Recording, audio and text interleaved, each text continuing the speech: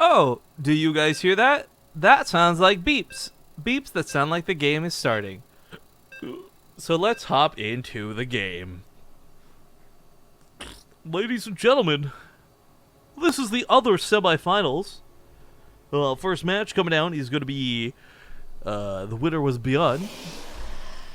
The winner of this will play against him. There is no third, fourth place match in the OlimoLeague for those unfamiliar with the format. And I guess, chat's pointing out the lower viewer count for this too. This is a completely reversed set of time. Normally what we do is we cast this on Saturdays at about 5 a.m. And what's nice about starting this is you get kind of a little bit of the late night Korean crowd. You get a lot of the European crowd. And by the end of it, the American crowd tends to join in. And coupled with the fact it's a weekend is easier viewing. This is a Monday night where we're getting like maybe NA viewers at best. I don't know.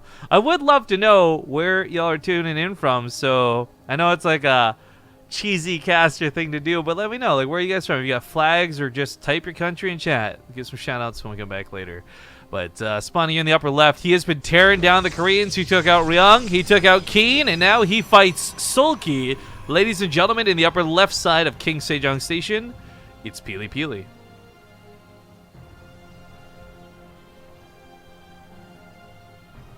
Oh, I think Zombie must have muted herself, guys. I don't hear her speaking, so I'm just going to intro for her. At the bottom right, it's the red Zerg Soulkey. Oh, now she's just giving me weird hand signals. I think her mic might be broken, guys. We'll have to look into that later. New sub alert, Murloc Queen. What's up? Murloc Queen in chat, bringing the hype. Thank you so much for that sub. That's like 3 or 4 new subs tonight. That's fantastic. We get like 3 or 4 over the course of like a 5-hour cast with like 4,000 people tuning in. You buy alert anybody much? But seriously, thank you so much. And of course, those of you who sub tonight, you're excellent people and you're awesome. And thank you for the support. But if you do want to help and get your hands on a little bit extra, the OlimoLeague is, of course, supported right now by the Patreon, patreon.com/OlimoLeague. Sure, that'll be linked in chat. And if you have any questions about it, you can ask her. She's usually lurking about. You can get cool things like replay rewards, but most importantly, insider info.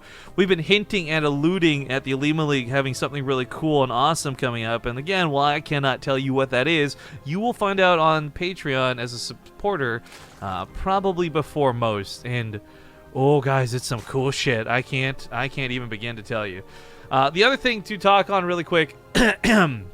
Oh, I didn't play ads during that last break. God damn it. So we'll probably play a little extra one in the series to make up for it. My bad. But the other thing to talk about is, of course, the feedback related to this new time zone. We talked about viewership a little bit a moment ago, bringing that back for just a second. I really don't care, personally. 100 viewers, 1,000 viewers, obviously I'm happier with more. Not a big problem if there's not. However, while we are getting better players, and I'd say for certain better games with the signups that showed up today, let OlimoLeague know what you think about the new time slot. Seems like generally it's been pretty positive. People seem to be pretty receptive of the new time slot, but again, for us, it's quite late. So you got me and Zombigub who are not super fans of this, but guys, as always with StarCraft, we'll wake up at whatever hour necessary for you guys. I'm going to take credit for that new sub. Hey, your mic's working again. Good to hear. Welcome back. Yeah, F you for your lies. I was covering. It's not lying. Zombigub just straight up left, guys. Who knows why? Probably because she's irresponsible. I don't know. So, I didn't have any Irish, or Baileys, rather. I didn't have any Irish coffee? Is that what you're going to say? I tried to look. I have plenty of Irish. I googled for Irish coffee grounds, but I couldn't find them. I did have Kahlua, but I also had the leftover Godiva chocolate liqueur that I had last time I was drinking. Hang on, that delay finally caught up. And before you tell us about this, I gotta give a special shout out to TMS Ravi tuning in from Vancouver. Assuming that's Vancouver.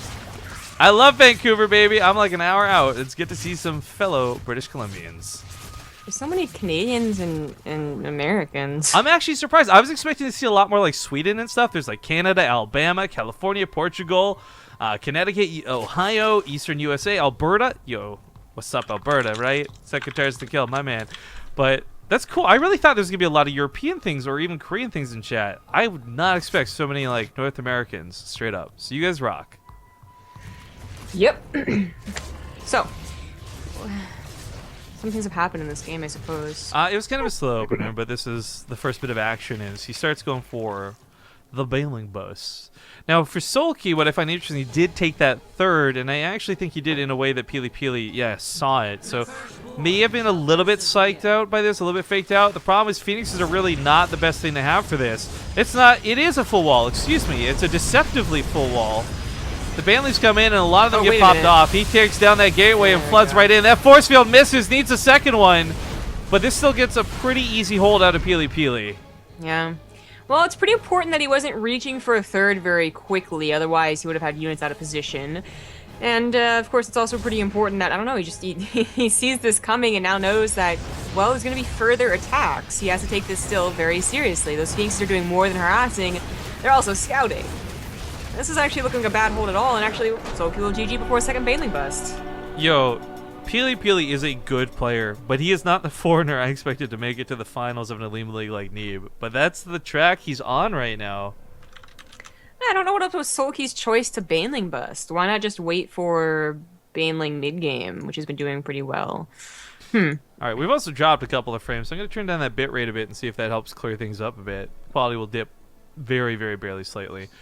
But we're going to play an ad break because, like I said, I had messed up those last set of ads. So a small 2-minute break real quick, guys. We see Spider's Sons also saying he's tuning from Vancouver. Yo, there's been so many Vancouver Twitch meetups. I want to meet you guys there. I've seen a good chunk of our fans at these meetups. They're a lot of fun. Usually about a crowd of 5 to 10 of us hanging out. So ears to the ground, guys, and I hope to see you whenever the next one comes around. But anyways, what's that face? Jesus. Demons! We'll be back in 2 minutes. Alright guys, this time we're back, and I ideally didn't fuck up the ads this time around. Well, wouldn't it be I hope I don't fuck up the ads, because you're still waiting on them? Then I may have fucked up the ads by playing them too soon. Are you... Really? Okay. No, I didn't. I'm just kidding. I got it. Oh, okay. I was like, you haven't done that. Holy, what the flippin' bull shrimp front door glass mother scratcher. Oh, jeez. You know what? I always read out the big ones. You read this. This is a very nice, very generous person. You read it out. Skip Shot BC donated $120. Please split between Zombie, Rifkin, and Peely. I'm from Langley, BC, Canada. Big shout out to Peely for being a beauty. What? Yo, I'm from Langley too. Oh, wait, maybe that's not something I should exclaim on stream. You should meet him. Maybe he's rich. Or maybe just a really cool person. But also maybe he's rich. Yeah, maybe we get... Yeah. Thank you so much, though, dude. I will absolutely get in contact with the Peely after the tournament's all done. So that is super cool. I've never had... So, he gets $20, right? I guess he didn't say split it evenly. No, we will split it evenly. Thank you very much, Skip Shot. And, I don't know, maybe see you around sometime. Fingers crossed. Top left side of Frost, though, he's down a point. Seriously, the Koreans are just not doing well today. It's going to be the Red Zerg Soulkey, who is, let's see if he gets this done. In the bottom left, as the Teal Protoss, he's PiLiPiLi. Every time, by the way, we've seen Protoss on this map, it has been like those silly all-ins from Gateways with Adepts. So this might not be something very easily held by Soulkey. I'm actually really worried about him coming into this one down a game. Yeah. He has not had... I mean, he's one of those guys that's using Banelings, right? Obviously, he used them last game. But he's also one of the Zergs that we've seen fail at defending against Adepts with Banelings. Because it's actually really hard if the Protoss splits and has, like, any good use of the Shades. Baneling defense actually doesn't even look like an answer sometimes. It looks actually really poor. Like, you definitely really wish you'd gone for Roches. So, I can certainly see that happening on this map. Soulkey, just for whatever reason, has been not looking so great in general, but he's kind of been, like, sometimes showcasing the old Soulkey with some pretty good runs, and then, showcasing the new Soulkey and doing stupid-looking stuff like last game. He just kind of got smacked down. So, I don't know which Soulkey is coming in for the second game. By the way, speaking of that donation moments ago, splitting with Peely, I really actually hope that's almost because we're seeing a foreigner kick ass, and not just because it's like another random Protoss fan or something. Not that there's any problems if you are, but I always love that concept of, like, if a player's doing really well in a tournament, I know that'd be so cool to send him like $10 and be like, here's a beer, you did good, kid, or something, like, you know? But there's no real options for that on like GSL, for example. I don't know. Whatever. Yeah, I agree. Sorry. I donated to the 2v2 tournament because I was cheering for Hydra and his partner. I used to. I don't remember. That was a long time ago. No. The one Psystorm ran this past weekend.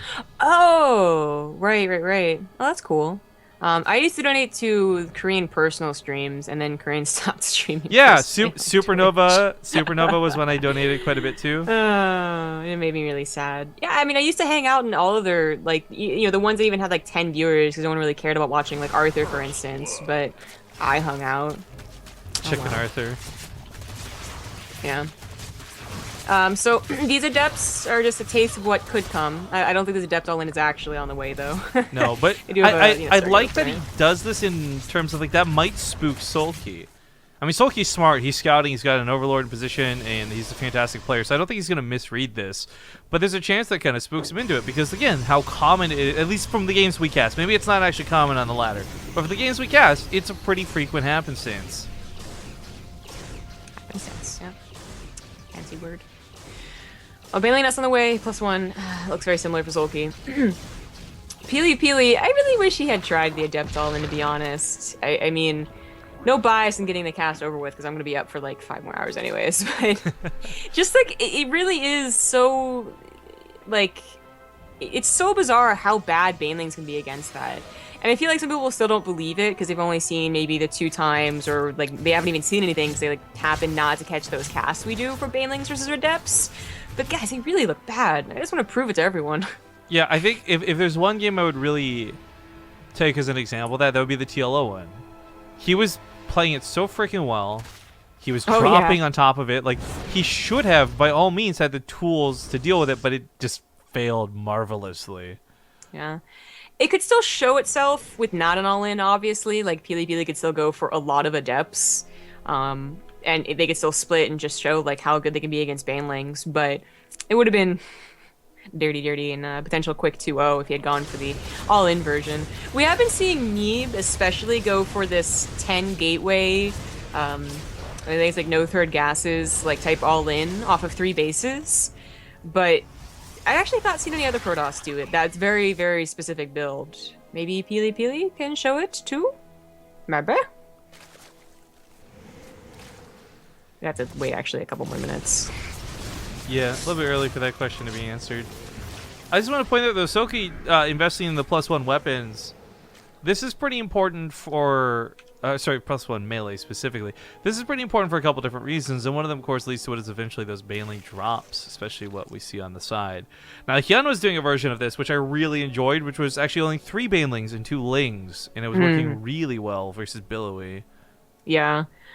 That looks like such a superior way of doing drops, to be honest. Like, yeah, I mean, it's cool when the 4 Banelings hit 2 perfectly in each left and right section, but it's never guaranteed.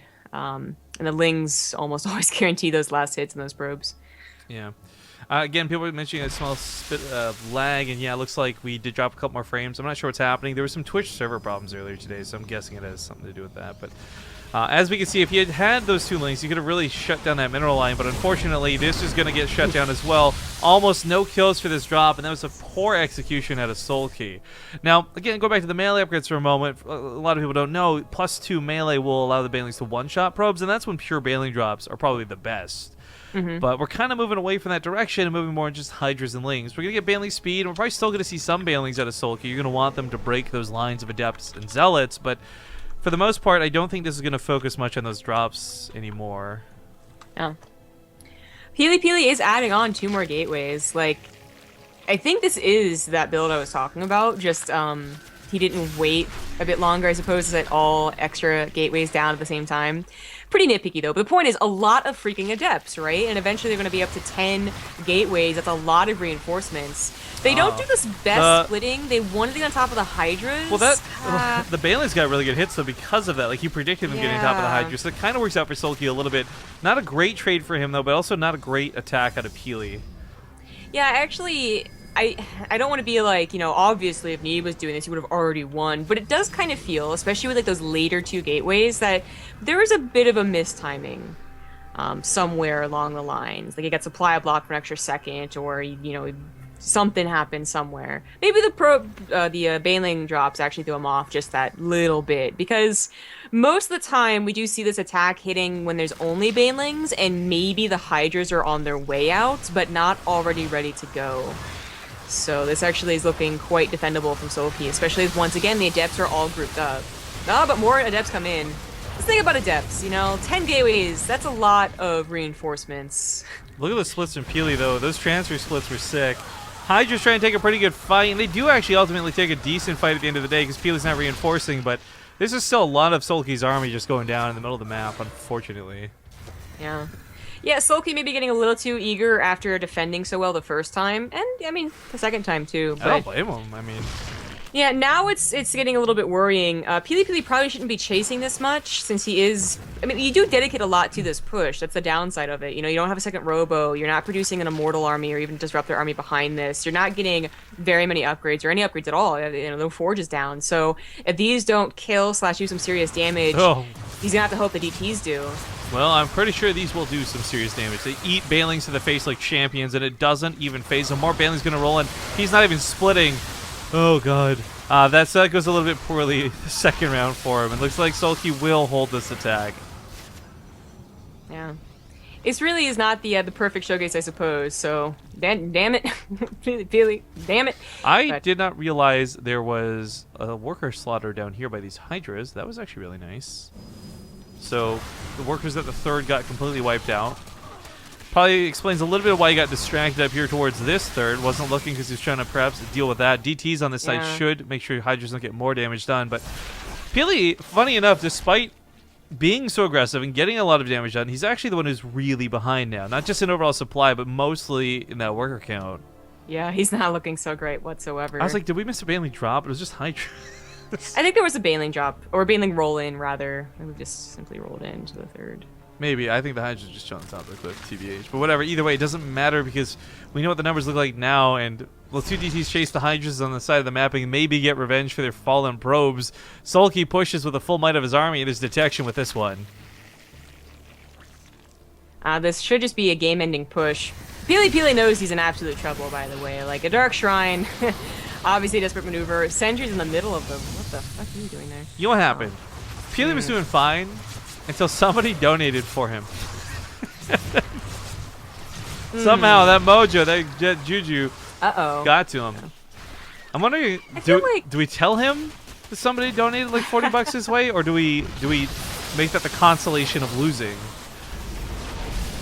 Consolation, I think.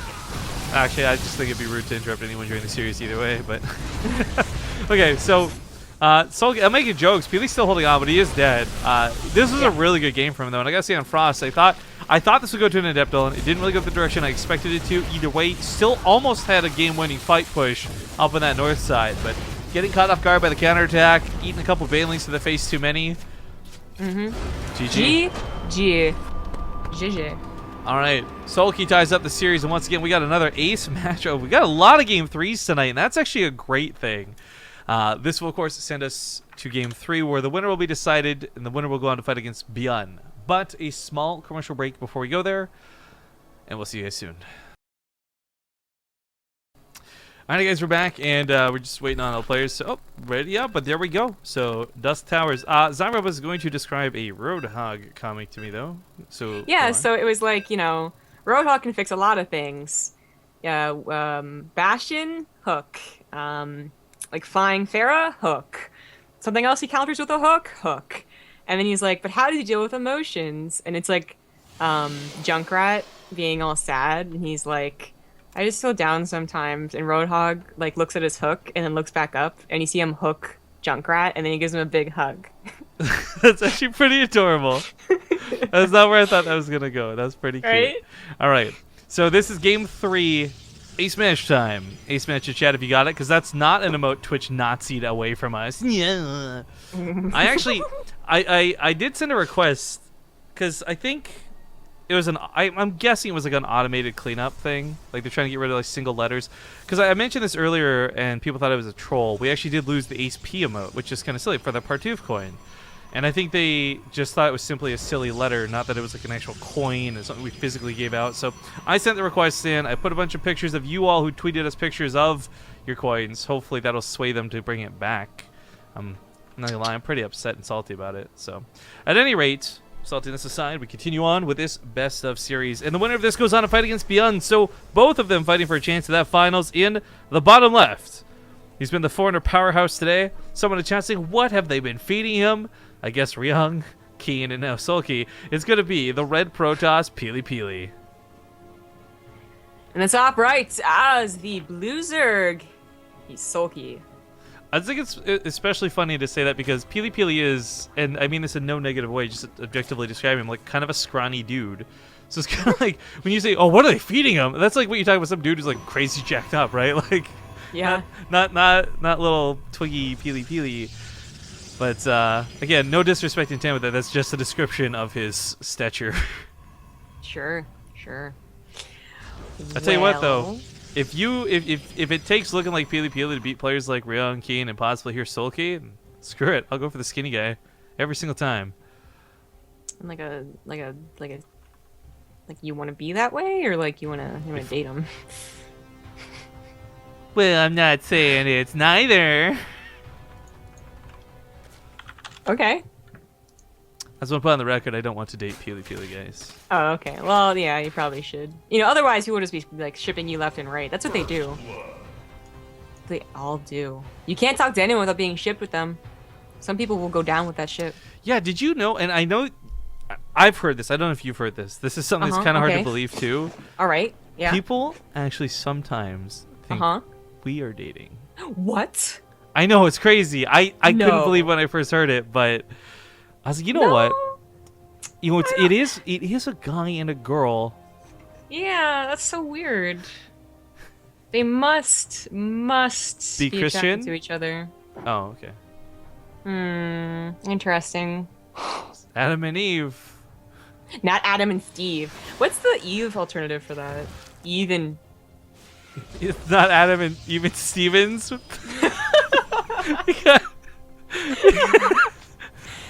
Even what Adam? What even is like a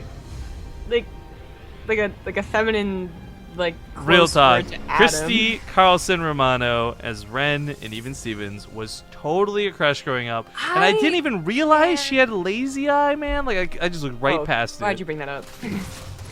I can definitely see her being like an early crush, but I actually objectively don't think she's like that attractive. So she also went on to become Kim Possible, so that's just like... That's big bonus points. That seals the deal right there. I actually really liked the Pink Ranger. I also like the Green Ranger. Oh, Kimberly? Oh, I used to know her name. I can't remember. She's like she started acting like a cop show or something. She did not age well. Oh, well, that's unfortunate. The Green Ranger did though. He looks... dude, he went to become like an MMA fighter and stuff. Yeah, he looks pretty Anyway, first crushes aside, I think that was my first crush. Ponytail Tommy. Yeah. The rebellious Green Ranger and then, goes on to become the White Ranger. Oh. And then my au pair, because he looks like him. Your what? My au pair? Looked like the Green Ranger. What the fuck is an au pair? It's like a babysitter that lives in your house, like 24/7. Oh my god, you were such a rich person. God damn it. So what's funny about this is like, obviously it's richer than a lot of other people, but we lived in a very not great neighborhood. And my parents weren't making like a lot of money back then. Au pairs were actually surprisingly common in that type of like median income range, and I have no idea why. How do you actually spell that? Like O-P-E-A-R or what? U-P-A-I-R, I believe. Anyways, we actually went through a ton. There's actually a couple of dramatic stories from that. Like, we had one from Germany who kicked my brother in the chest. She was fired. I went for Denmark that actually he was really cool, but man, did he smell. Like, he didn't use any deodorant. Was this like a foreign exchange program thing or like what? A lot of the cases, like for the au pair that I really like, Scott, the one that looked like the Green Ranger, he actually just was like, yeah, he's like an 18-year-old and he wanted to visit the United States, so he applied for it. So there's a lot of like, teenagers, young adults just looking for adventure and travel. But there's also like legitimate companies where people actually like kind of have careers with it. It's really not a bad job to have. It's like 24/7, but they can like go out and have fun and like have relationships, and they have like their own room. So, I don't know. Interesting. I kind of forget that was like such a big part of my life, to be honest. I mean, I've never heard of that. Like, not even through like TV or anything. So that's just weird for me. That seems like something I should know, type thing. I feel like especially because if there are like permanent babysitters, shall we call them, they're usually shown as being like very stereotypical, to be honest. Like, you know, like Real Housewives, some shit. They have like one from like the Philippines that stays in the house all day. When that really wasn't the... I feel like that is actually not the norm. That's just like a very bad stereotype, but... Well, this game's gotten a little bit funny because PiLiPiLi, he's gone for Phoenix again, and it's not bad. Soulkey doesn't hit him with that early all-in that failed so badly in that first game, if you guys recall, but he is getting everything he needs. Upgrades across the board. Hydra's already on the way, and of course a 4th base finishing up as we speak. So with Banlings ready to go, PiLiPiLi's doing something interesting by investing in Blink. And if we start seeing more Stalkers, this won't be so bad. If you guys actually recall, Old Day Hots, it was all Blink Stalk all the time, always, and that works versus Hydras. So if he goes for lots of Adepts, if he goes for lots of Zealots, it may not work versus the Banelings. But if he goes for lots of Stalkers, it certainly will. Oops. Ugh. What was that? Right. That was a burp. Congratulations, it was you like burped. not a burp. It was like an almost burp. And it hurt. If you guys don't know, Rifkin can't burp. I felt like I got punched in the chest. I'm sorry, that was a painful one then. So right, like this, I mean, it's a very typical Dusk Towers game, and this is actually the game that is being stupid and talking off topic, really. I mean, it's to be expected. Like, Phoenixes versus some high tech from the Zerg, some good economy here. And the real differences are the Blink Stalkers instead of Charged Archon, but that makes sense because Soulkey's been going for Banelings every single game. I think it's a fine composition to change up. And that Soulkey really is accelerating quite quickly to Hive and Greater Spire specifically, instead of going through that whole Lurker phase. He skipped that phase in life. So this is something that PiLiPiLi, has scouted, I believe, with the Phoenixes, and should definitely moving on to try and stop. Yeah. But Soulkey still has a decent army to defend. I think it's what triggered the move up, but we'll see how much you can dedicate to it. Really, I mean, this is still, with so many Phoenix in the sky, not going to be too effective. You can't possibly pick up others Banelings. It's not enough to deal with the Hydra's head on. This choke is a great spot for him because of the force fields, but oh, he kind of misses that second layer. He goes for the back layer first to trap everything in. Unfortunately, that gets everything on the front lines obliterated by the Banelings that managed to sneak through. This was a really good, I mean, like, you gotta consider, if we get instant replay, that was like a fraction of a second to get those force fields down, and he almost nailed it.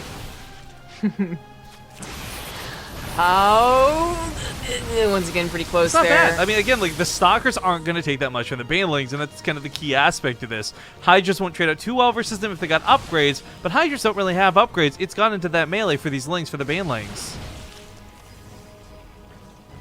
Well, PiLiPiLi does not want Soulkey to easily get up to that Greater Spire. So the Hive is done, and Soulkey should be trying to fit that Greater Spire in there. He's not. He's entirely focused on the defense. But if he's still able to roll around PiLiPiLi and demolish his army, he won't need Brood Lords. And oh my god, they get all on top of the freaking sentries. Yeah. Force fields are so important, and that Blink Stalker count is not at that super, super scary count. It's not like, the 170 supply of Blink Stalkers. He needed those sentries to continue this pressure. Yeah. Worst part about this too is his upgrades are pretty far behind too. I mean, the +2 weapons only just finishing up. Lurkers already coming out. No Immortal count behind this.